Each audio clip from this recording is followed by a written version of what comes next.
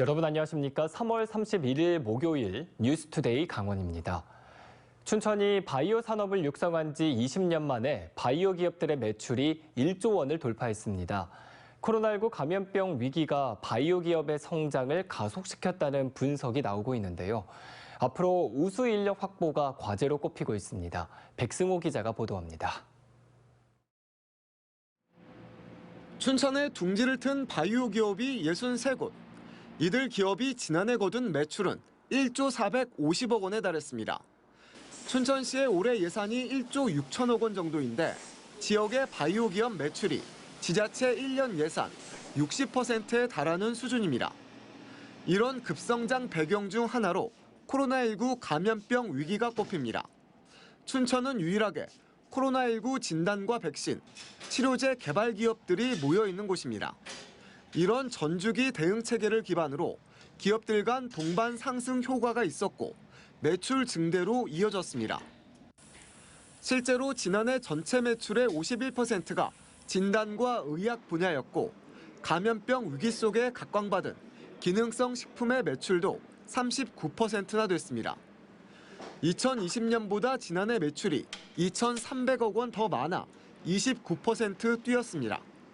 코로나가 시작되면서 오히려 역설적으로 여기 매출이 6,600억에서 8천억, 그다음에 작년에 1조 이렇게 신장을 했습니다. 자다 키트를 많이 사용하고 있는데 이런 부분의 매출액이 아주 급속하게. 춘천시와 바이오산업진흥원은 비전 선포식을 갖고 바이오 산업 성장을 가속하기로 했습니다. 성공을 거둔 기업들로 멘토 그룹을 구성해 신생 바이오 기업들의 성장을 돕고 한국형 햄프 등 그린바이오 성장을 위해 2025년까지 110억 원의 사업비를 투자합니다. 제2, 제3의 3단 조성을 통해서 바이오 기업들이 춘천에 와서 편안하게 기업 활동이 가능하도록 준비해 줄 생각입니다. 하지만 극복 과제로 우수 인력 확보 등이 꼽힙니다. 바이오 산업은 연구 개발이 핵심인데 기대에 못 미치는 정주 여건 등으로 지역의 우수 인력도 춘천을 떠나는 경우가 적지 않습니다. 때문에 바이오 기업들이 몰려있는 산업단지 주변을 개발하고 환경을 개선하는 일이 시급하다는 지적이 나오고 있습니다. MBC 뉴스 백승호입니다. 우크라이나 침공으로 러시아에 대한 전 세계적인 경제 제재 조치가 한 달을 넘어서고 있습니다. 이에 따라 북방 항로 개설로 러시아와 교류를 하고 있는 강원 지역도 타격을 받고 있는데요. 이하라 기자가 보도합니다.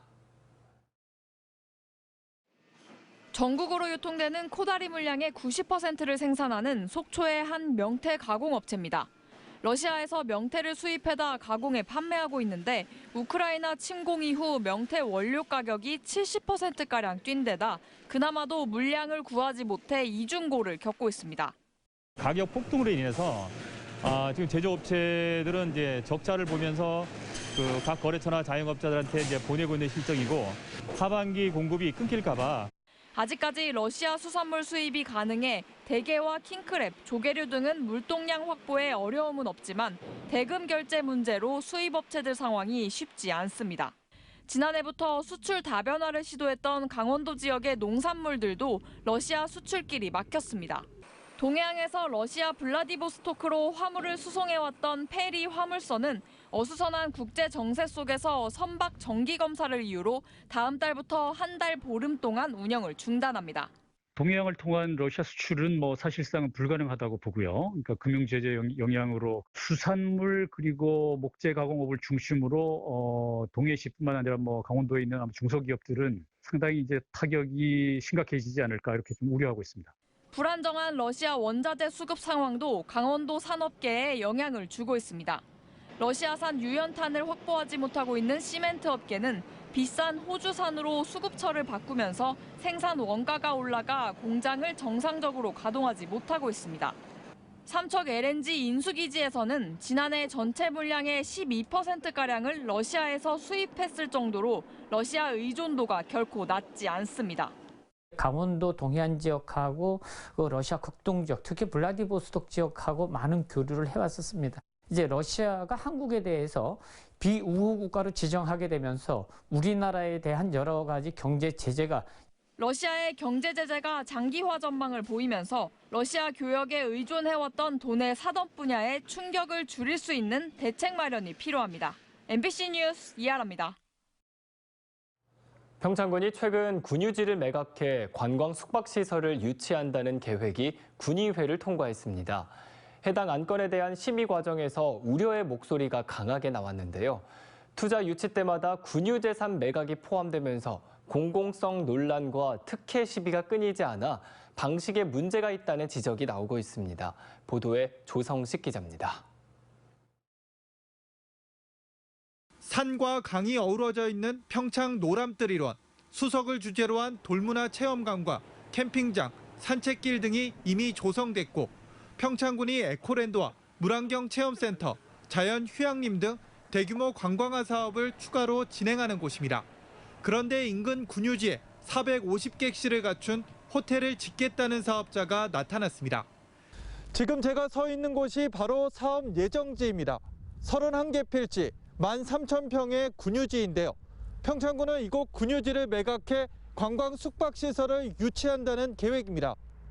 매입할 당시에 이제 호텔을 좀 유치해 보겠다고 매입을 한 상태고 지금 이제 뭐 호텔이 좀 얘기가 나오니까 이제 매각을 하겠다 하고 하는 거고 뭐 오늘 내일 뭐 갑자기 이루어진 상황도 아니고. 이 같은 내용의 공유재산 매각안이 얼마 전 군의회를 통과했습니다. 하지만 심의 과정은 순탄치 않았습니다. 공유재산 매각 사유가 공공목적에 부합하느냐를 두고 충돌이 벌어진 겁니다. 평창군은 투자 유치가 일자리 창출과 경제 활성화를 담고 있어 공공목적에 해당한다는 해석입니다.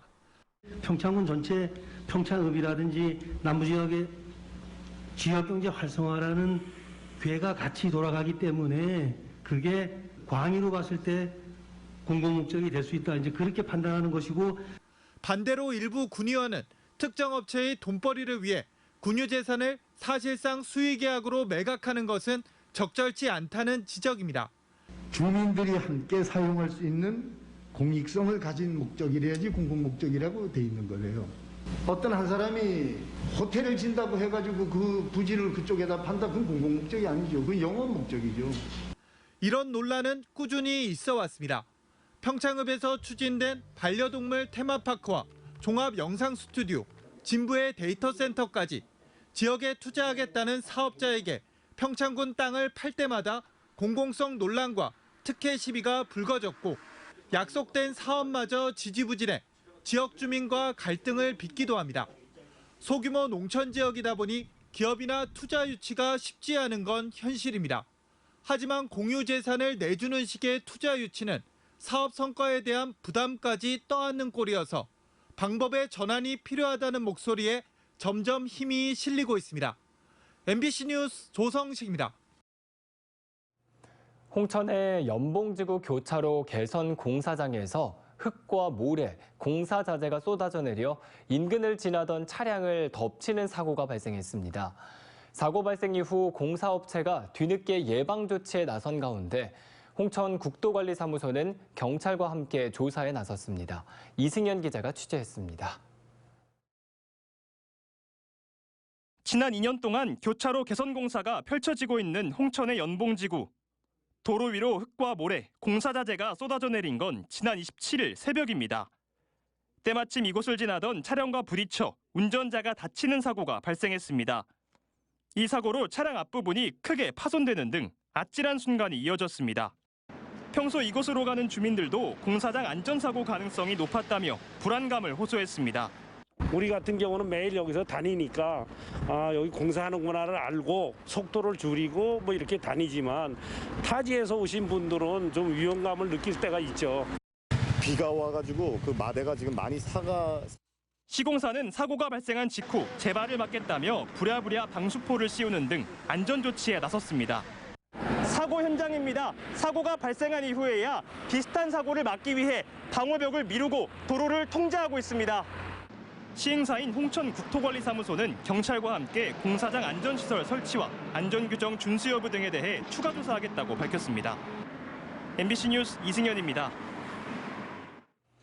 3월부터 강원도 하루 확진자가 10,000명 안팎을 오르내리면서 중증 환자 병상 가동에 비상등이 켜졌습니다. 888개의 강원도 코로나 병상 가운데 중등증 환자 병상 가동률은 37% 수준이지만 중환자 병상은 94%, 준중환자 치료 병상은 80%의 높은 가동률을 보이고 있습니다. 강원도는 지난 2월 말보다 90개 병상을 추가로 확충했지만 코로나 중환자가 급증함에 따라 코로나 증상 외 기저질환으로 중환자실을 이용하는 경우 일반 병상으로 옮기도록 했습니다. 아울러 상대적으로 여유 있는 중등증 병상 30개를 준중환자 병상으로 활용할 계획입니다. 강원도는 최근 코로나19 감염으로 사망자가 급증하면서 전국적으로 화장시설 부족 현상이 발생하자 지난 16일부터 화장장 집중 운영 기간을 갖고 화장로의 화장 회차 증가와 운영 시간 연장 등의 조치를 실시하고 있습니다. 8개 화장시설의 25기 화장로 운영을 기존 하루 1기당 2회에서 4회에서 5회 이상으로 확대해 예약 화장 가능 건수를 하루 평균 76건에서 107건으로 늘렸습니다. 또 51개 장례식장의 시신 보관용 안치시설 가동률이 38%로 안치 공간 부족 문제는 없지만 만일의 사태에 대비해 정부의 안치 냉장고 추가 지원을 요청했습니다.